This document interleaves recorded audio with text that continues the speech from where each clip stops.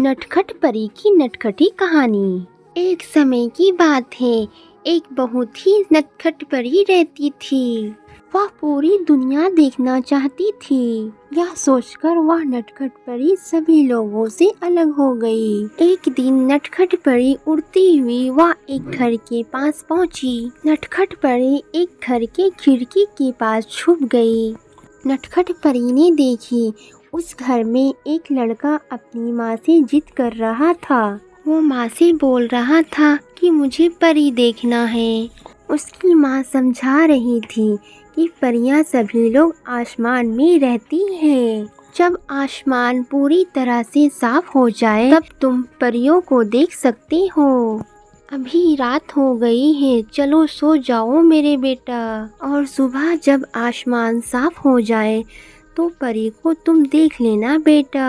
माँ की बात सुनकर वह लड़का सोने लगता है, लेकिन उसे नींद नहीं आती है।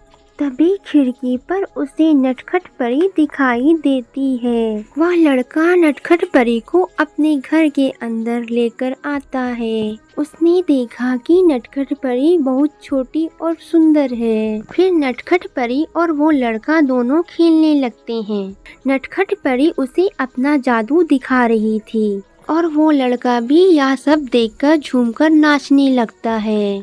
तभी लड़के के कमरे से इस तरह से शोर की आवाज सुनकर उसकी माँ वहाँ पर आने लगती है। लड़का नटखट परी से कहता है कि अब तुम्हें यहाँ से जाना होगा, अब मेरी माँ यहाँ पर आ रही है। नटखट परी लड़के की बात सुनकर वहाँ से उड़ जाती है और लड़का चुपचाप से लेटकर सोने का नाटक करने लगता है। जब उसकी माँ ने दरवाज़ा खोला तो देखा कि उसका बेटा तो सोया हुआ है। उसकी माँ ने यह बात सोची कि मुझे कोई भ्रम हुआ है, मैं क्या क्या सोच रही थी अपने बेटे के बारे में। फिर वह भी अपने कमरे में सोने के लिए चली गई। इस कहानी से यह सीख मिलती है कि हर मनुष्य में गुण और अवगुण दोनों होते हैं। अगर हमारी स्टोरी पसंद आई तो इसे लाइक करें और मेरे चैनल को सब्सक्राइब करें और आगे भी शेयर करें। Thanks for watching.